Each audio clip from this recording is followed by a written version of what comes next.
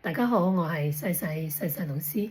咁呢兩日咧，我自己咧就其實都未兩日啦。其實呢幾個禮拜咧，我都經歷咗一啲咧，因為蚊蟲而帶嚟嘅唔舒服同埋有啲蚊疹。咁主要咧係因為咧，我搭嘅巴士咧，近來咧就好多嗰啲虱去咬人。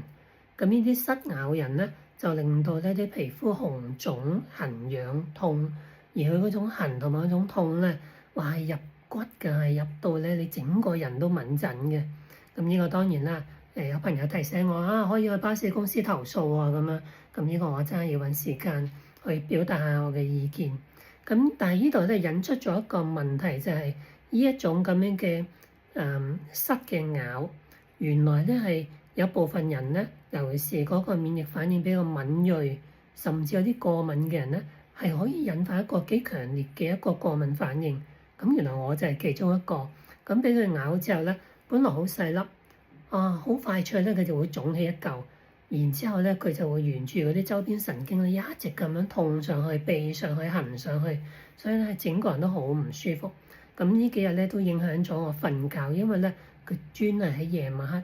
就喺度咁樣痕。其實所有佢牽涉神經痛嗰啲，不論呢一種咁樣嘅俾蚊叮蟲咬到影響神經嘅痛，定係嗰個所謂生蛇嘅神經痛，又或者一啲咧手術之後嘅神經痛，都係夜晚黑痛得特別犀利，都係痕得特別犀利。咁呢一個咧都係牽涉到嗰個神經運作嗰個嘅一個機理。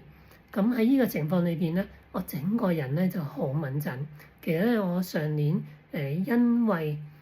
隻腳有蜂窩組織炎而入醫院咧，都可能係因為呢個情況。嗰次咧都係喺隻腳嗰度俾一啲虱咬咗，咬咗之後咧，咁有時夜晚瞓覺痕咧，就係自己即係半夜自己都控制唔到，隻手就拗損咗，跟住細菌入咗去咧，咁就發展到成為咗蜂窩組織炎，搞到發高燒要入醫院咁樣。咁今次咧我就開始醒目啦，去留意下，唔好再俾自己咁輕易拗損佢啦。咁咧亦都去做一啲嘢，去用中藥，去用西藥。我真係有少少咧係要依賴啲啲西藥，咁中藥我都有用嘅，幫自己嗰個免疫反應唔好咁激烈啦。咁用少少類固醇藥膏搽一搽嗰度，等佢嗰個紅腫快啲消退啦。咁夜晚我都真係承認唔係中醫唔食西藥㗎，我都食㗎。需要嘅時候係需要用就用嘅。咁我都食咗少少嗰啲抗過敏嗰啲藥，幫自己夜晚佢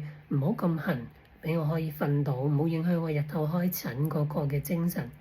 咁今次一個情況其實係比我預期嚴重嘅。我搭一程巴士就咬我4粒，我再搭多程又咬我2粒，再搭多程巴士，因為我搭嚟搭去喺大澳出去都係嗰2個巴士啫，除非我搭的士啦，邊有咁多錢啫？咁主要都係搭嗰2條線路嘅巴士，上親車就俾佢咬。喺過去1個禮拜裏邊已經咬咗我10粒，手啊腳啊連心口都咬我。咁喺我早輪去日本之前咧，又係咁樣咬到我咧即有一邊腳嗰個小腿咧出現成隻腳嘅紅腫。咁我嘅免疫嘅過敏咧，喺呢個情況咧，我真係當時好擔心會唔會導致到我好似上一年咁樣搞到隻腳蜂窩組織炎要入醫院咧。如果我喺外地入醫院，就大件事好多啦，醫藥費啊，成個行程啊，本來要去處理嘅工作啊，全部都會延誤。咁好在咁上一次咧就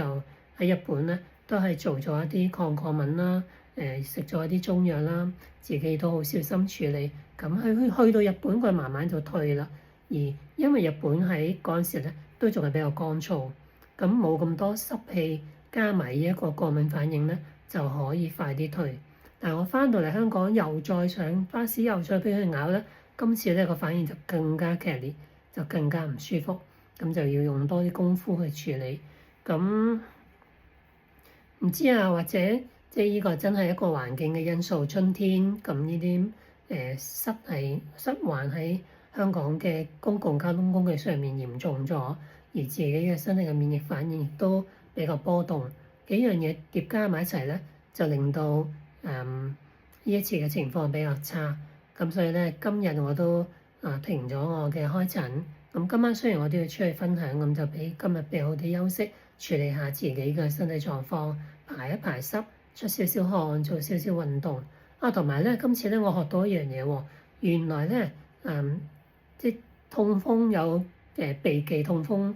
增加嘌呤嘅嘢食，原來咧呢啲過敏咧，亦都有一啲咧係應該要避忌嘅。咁當然啦，向來我都知道咩海鮮啊、雞啊、鵝鴨啊、筍啊、芋頭呢啲要避。原來今次咧我再查下資料咧，原來有一部分食物咧係能夠增加我哋身體呢啲咁樣嘅過敏嘅一啲嘅元素。咁嗰一啲咧係啲組織胺，呢啲組織胺咧喺身體裏邊偏多嘅時候咧，就會導致多咗。咁一個咧，譬如原來番茄係好犀利嘅，原來咧味精係好犀利嘅。咁呢一啲咧近來咧就因為呢幾日開診多出街食嘢，咁味精咧喺餐廳就難免接觸到。咁而原來咧花生油係好犀利嘅。咁呢啲尤其是呢幾日咧，我就真係因為自己突然間好想食番茄，就食多咗番茄。咁另外咧芝士原來好犀利嘅。咁我得喺日本帶住都好靚嘅芝士翻嚟，咁呢兩日都喺度食緊芝士啦、牛奶啦、乳酪啦，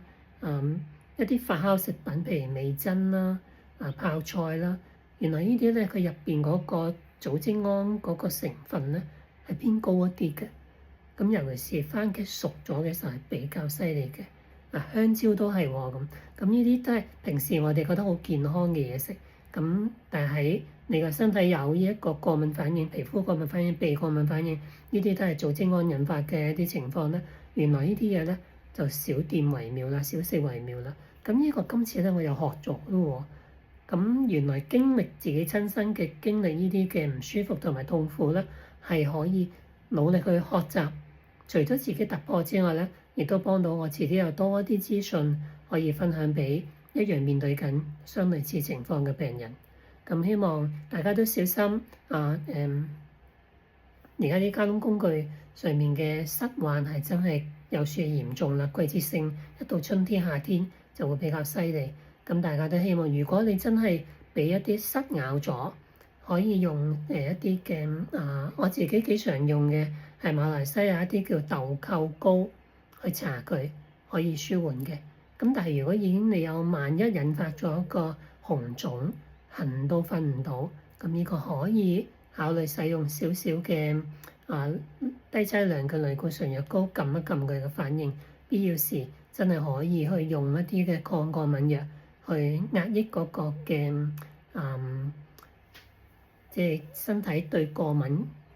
嗰個嘅強烈反應。咁中醫藥可以幫到手嘅。如果你有相熟嘅中醫，可以用一啲中醫藥，可以平衡翻呢啲咁樣嘅唔舒服。咁希望呢一段片段對於近來都係面對緊俾蝨咬之後唔舒服嘅朋友可以有幫助。咁我係西西老師。